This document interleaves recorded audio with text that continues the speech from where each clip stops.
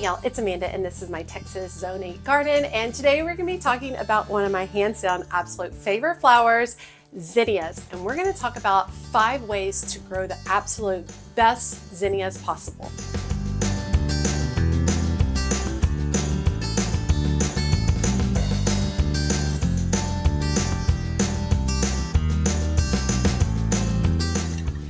Okay, so for me, zinnias were like a gateway drug to growing cut flowers.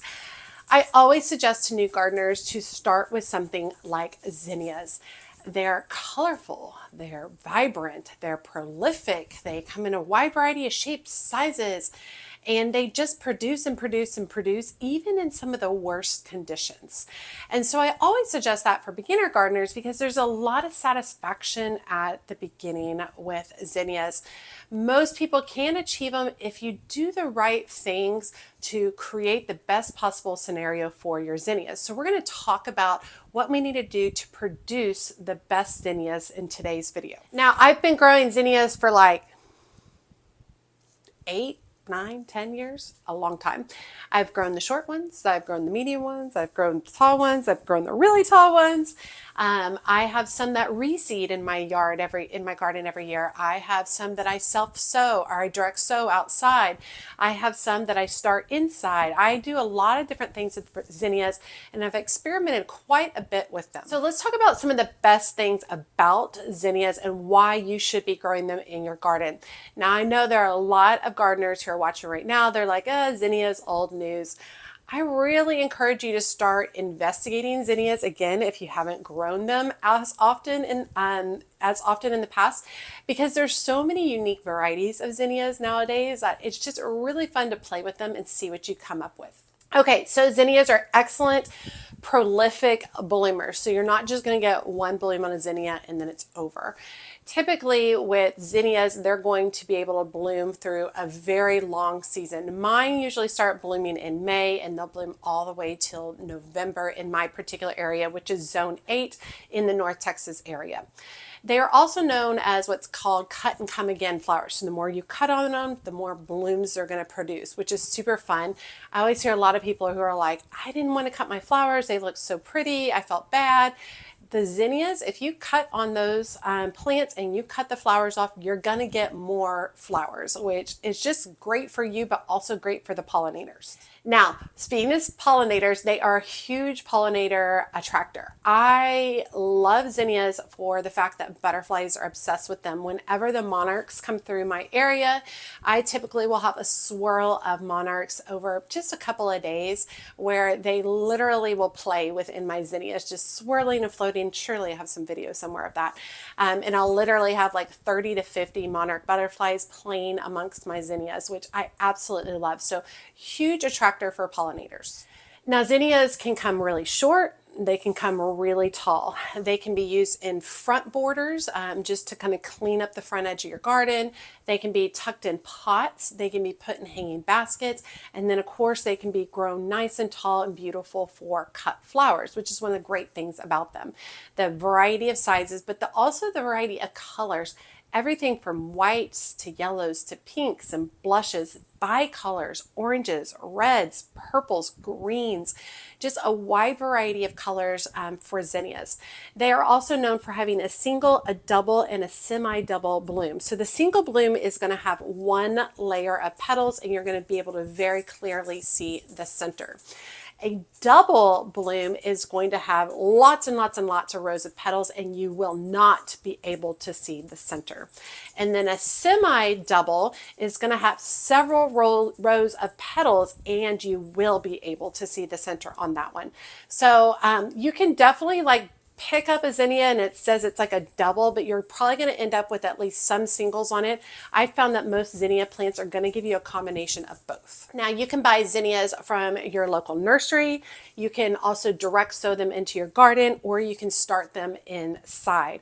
I am going to be starting quite a few inside and we'll do that at the very end of this video. Now zinnias need full sun, they need great soil, they need to be spaced apart so that they can have some really good air circulation. season. They are very sensitive to frost, so you want to make sure you don't plant them out very early.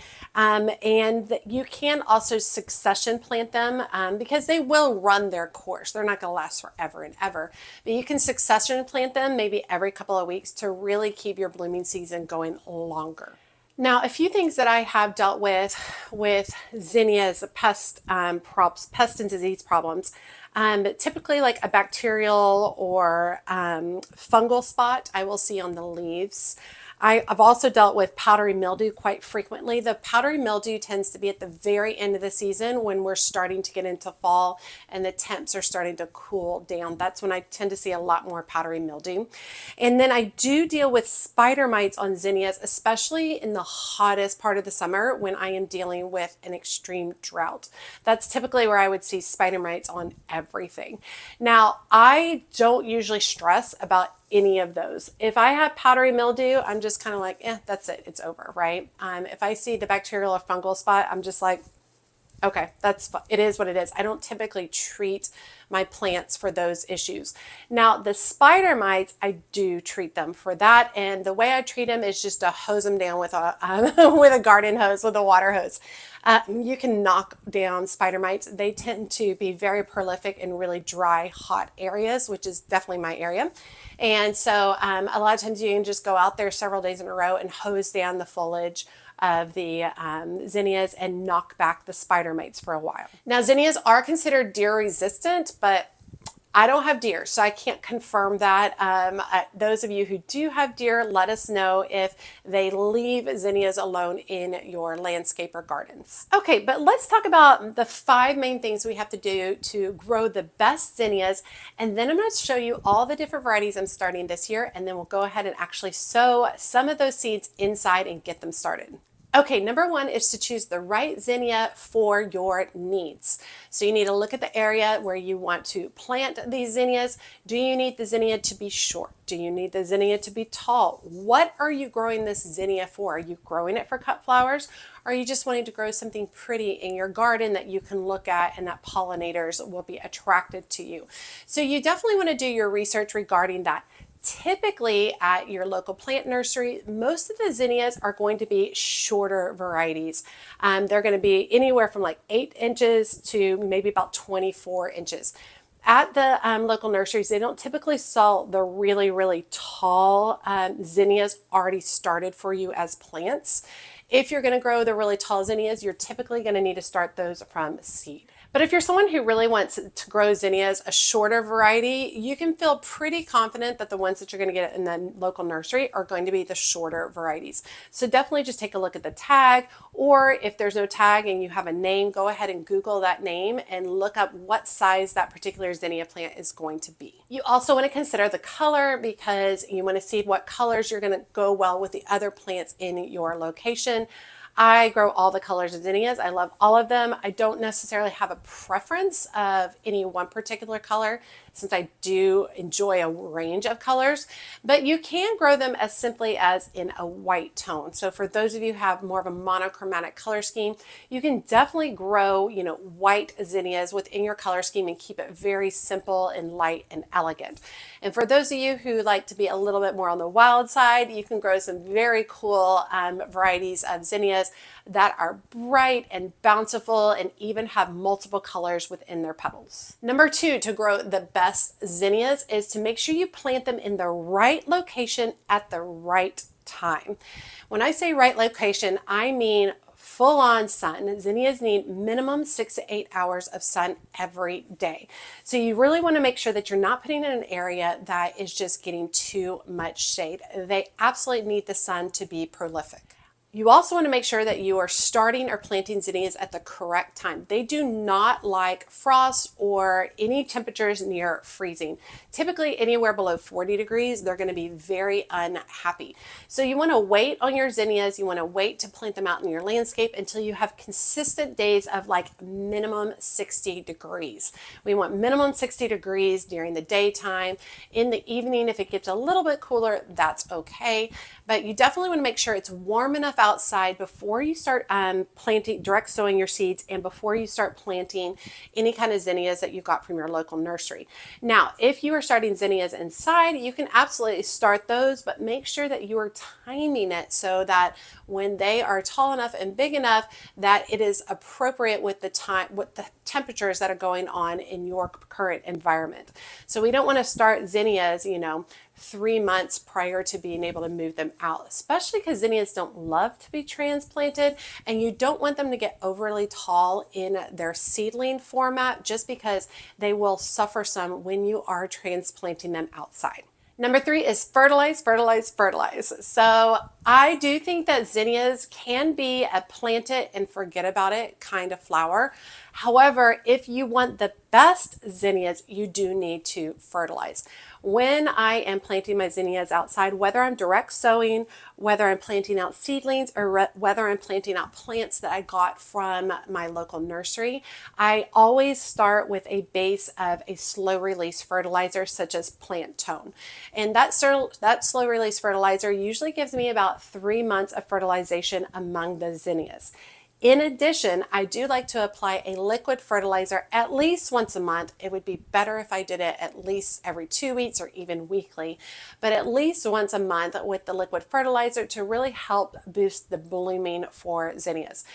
Now, you can definitely just plant those zinnias and forget about it. You'll probably get some beautiful blooms, but if you want the best, biggest, and longest lasting blooms, you do need to fertilize to achieve that. Number 4 on my list is to water from below.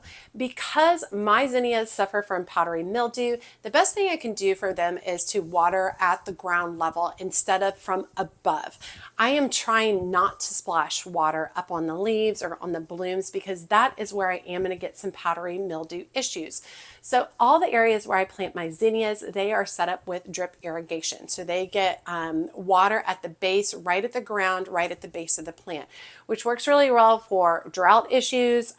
It works really well because I forget to water plants. I'm not real good about that. Now, for those of you who hand water, you'll still be okay.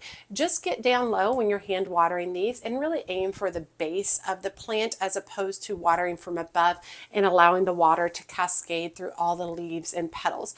Just get down low, water at the base of the plant, and that should help prevent some of the powdery mildew that may occur, especially at the end of the season. Okay, and number 5 on my list is to cut and enjoy. So a lot of people are like, I don't want to cut my zinnias, they're so beautiful, I just want to leave them. Well, it's my philosophy that I grow a lot of flowers so that I can cut and bring them inside and then of course share them with my friends and family. And zinnias are one of those great plants where if you cut on them, they're gonna give you more flowers. So that's a really fun aspect. You continue to cut on the plant, it's gonna continue to produce more and more beautiful flowers. Now, you can absolutely just allow it to grow. You leave the flower on there and then allow it to die and leave it. However, that does trigger the plant, tells the plant that, hey, I'm done. We need to make seeds. Let's not make any more blooms. So even if you're not going to cut zinnias to bring inside and enjoy, make sure you are deadheading them along the way. So as a bloom becomes older and more spent, before it even dries out, go ahead and cut that bloom off so that you're telling the plant that, hey, you didn't make any seeds with that last bloom. You need to keep blooming. And that's like a really fun way to really just keep it going. It allows you to have some peaceful time in your garden, deadheading zinnias and enjoying them, or if you're wanting to cut them and bring them inside. But the more you cut on them, the more blooms you're going to get. Okay, a couple of little tidbits about zinnias, and then we'll get to the different varieties. One of the first things is zinnias. I was looking at the symbolization of zinnias because I do like all that kind of older Victorian knowledge or thought process of what different flowers mean and symbolize. And zinnias symbolize thoughts of absent friends, which made me think of one of my subscribers. I'm not going to throw her name out and throw out there, but she did lose her best friend in recent years, and we chat back and forth on the message on the comment area. And so it's really fun because I consider her a gardening friend. Like, we garden together even though we've never met. And so I was wondering if she grew zinnias. I'm pretty sure she grows zinnias. And just the thought that it might symbolize her absent friend her best friend who passed away. I thought that was really, really cool. So I think zinnias is really neat, kind of like as a remembrance flower. So that is a really neat thing for those of you who enjoy those kind of little factoids. The other thing is that you can harvest zinnia seeds at the end of the season. So once you've gone through all of your blooming season, it's starting to get cooler outside, allow all of your zinnias to just start dying off. Stop deadheading them, stop cutting on them, allow them to just start browning on the actual stems of the plant. Once they are brown and near crunchy, you can go through and you can harvest the top of the flower heads and then pull seeds from those flower heads. It's super easy. It's no big deal. There's typically a seed at the end of each petal. I'll try to put some photos up to show you what that looks like. But you can harvest zinnias every season and then never have to buy zinnia seeds ever again. Okay, so I have a wide variety of zinnias to grow this year. I don't know if I'm going to start all of them now. Typically, I like to start some now. Then I like May, I like to start another round. And then July, I like to start another round. So I typically wait anywhere from 6 to 8 weeks and I start multiple rounds of zinnias. And I try to line up the colors of those zinnias with the time of the year. So I tend to do a lot of more oranges and reds towards fall time, brighter, bolder tones in the summer, and then softer tones in the spring. Now, I have bought zinnias from multiple places. A few of the companies that I've bought them from that I'm looking at right now are Swallowtail Garden Seeds, Johnny's Selected Seeds, Harris Seeds, M.I. Gardner, and Baker Creek heirloom seeds. So I've bought from multiple places. You can also just walk into your local nursery and most likely they're going to have something like Botanical Interest or Renee's Gardens, which is those are wonderful companies to purchase from. And you can even walk into your big box stores and they're typically going to have Fairy Maris or Burpee companies. They're going to have those seeds and those seeds work great as well. I've grown every single thing. I've grown from every single company I've mentioned. So, and zinnias I feel like are pretty easy seeds to start. So I haven't really had any massive complications with them. If I do have any issues, it's typically with the smaller variety seeds, more that are known as like carpet zinnias. Those are ones that I have a little bit harder time getting started. Okay, so Queen Lime is a really big popular kind of line of zinnias, and you can find them in a wide variety of colors. So one of the ones I'm not going to go through every single one of these zinnias because this is a lot, but I'm going to point out the ones I'm really excited about this year. This first one is Queen Lime with Blotch zinnia, and this particular variety is from Swallowtail Garden Seeds, and it's a brilliant double and semi-double 2 to 3.5 inch blooms, line-colored flowers with tightly packed petals, blushed rose purple and thrilling rose pink crowns. Stems are strong and quite long. The unique flowers add interest to any arrangement. Plant habit is robust and well branched with growth up to 28 to 38 inches. And this was 20 seeds in this particular packet. The next variety is from Harris Seeds, and this is Zinnia Queenie Lime Mix Raw. And this one has about 50 seeds in this packet. It says a perfect choice for border plants, large landscapes, and a favorite of many cut flowers. This is actually not giving a lot of detail about this actual particular seed. It does say that it's about 24 to 36 inches tall, germinates in about 5 to 10 days, but I'll put some pictures up so you can see what it looks like. Okay, and I am starting a few more of the lime varieties. I just wanted to touch on those because they were newer to me. I'm also starting Benary's Giant Coral Zinnia. This was purchased from Swallowtail Gardens. So it's a superb zinnia for cut flowers, produces fully double coral flowers measuring up to 4 to 6 inches across. 3-foot tall plants are rain, heat, and mildew resistant. So really excited about it. If you're new to zinnias, starting Benary's Giants is a really good place to start. That's a really great line, nice, bold, beautiful colors, very consistent seeds, and very consistent plant product at the very end. I'm also starting Benary's Giant Wine. This particular variety was purchased from Johnny's Selected Seeds. This one is about 40 to 50 inches tall, excellent for cut flowers, beds, borders, and mass planting. Just like a beautiful kind of burgundy wine, purplish color. I found that these plants, this particular variety, has a lot of variation in its colors, which I think is super fun. Now, I always like to grow a white zinnia. I grow a lot of polar bear because I've had a lot of success with that. This year I'm growing a giant dahlia flowered white zinnia from Johnny's Selected Seeds, about 40 to 50 inches tall. It talks about it's excellent for cut flowers. I chose this one because it's a nice, big, beautiful white bloom. And I don't grow a lot of white blooms in my garden because I find that they get damaged so easily out in the elements. I do not find that to be the case for zinnias. I feel like these white blooms really last a long time. So I always try to grow at least some white zinnias. Okay, and then the last one I'm going to chat about today is from M.I. Gardner. The particular variety is Candy Stripe Mix, and I love these, but my kids really love these. This mix is filled with brightly colored varieties that bear a spattering of gorgeous candied apple red stripes.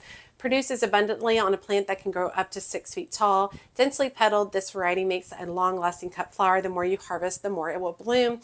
I do feel like these blooms are much smaller, so they're more about the 2 to 2.5 inch range. And this is a mix, so they'll be in yellows and pinks and oranges and reds. It'll be really, really pretty.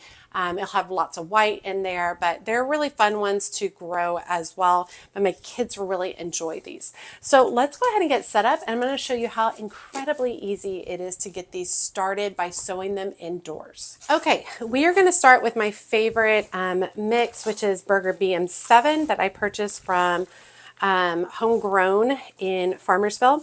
And I usually start with a dry mix. This is a little bit moist because it was outside. So I just basically run it across the top of my seedling tray. My seedling trays are from Amazon and they are linked in my Amazon storefront, which you can find that link in the description of almost all of my videos. I'm not going to tightly pack the soil. I'm just going to fill it just enough. We only plant zinnia seeds about 1/4 inch deep, and so I don't have to worry about only filling this part way. So let me go ahead and fill all of these trays. Okay, so we've got it filled up with the soil. Next thing I'm going to do is open up my seed packet. Typically you want to put 2 to 3 seeds in each little container. They're only about 1/4 inch deep, so I'm just going to make a slight indentation in each of the soil or the seedling cells. And then I'm just going to drop a couple of seeds in each one.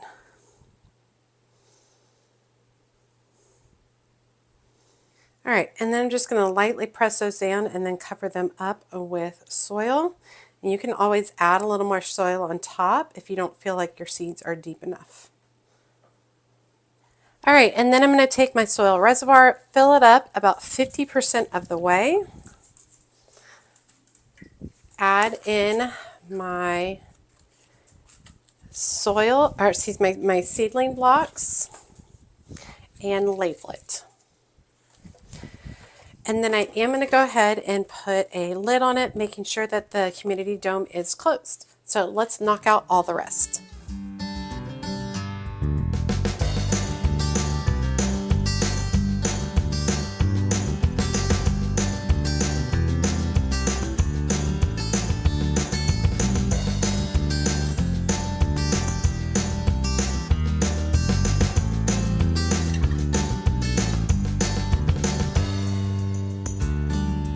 Okay, end up starting 7, 8, 9, 10, 11, 12 trays. 3 of them are the giant dahlia white flowering dahlia, zinnia. And that's because 2 of those trays are going to go to Kristen. And then everything else is going to be staying here. So I've got them all in. We've got water in the water reservoir to make sure they stay moist. And we have the humidity domes on closed, so they're not opened, to make sure that it also stays moist. Now, typically zinnias need to be at about 75 degrees in order to be able to germinate. So they need a little bit of warmer temps for germination. My house is typically kept at about 68 to 70. So I am going to be putting them on these heat mats right here. So let's go ahead and install them.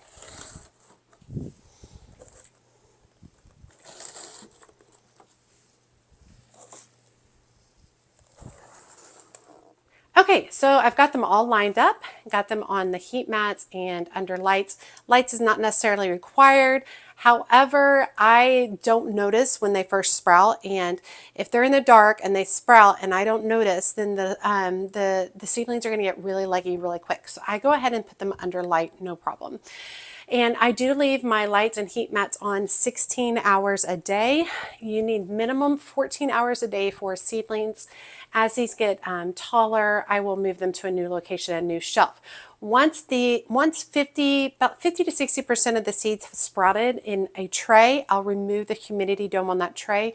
You don't want to leave your humidity dome on because much longer, because you will cause damping off, and that sucks for your seedlings. You just lose your seedlings. So this will be really fun and exciting. Now, I am not going to be leaving these dahlias in these trays for very long, because dahlias don't love to be transplanted, and they don't love to be grown in these tight little seedling seed cells.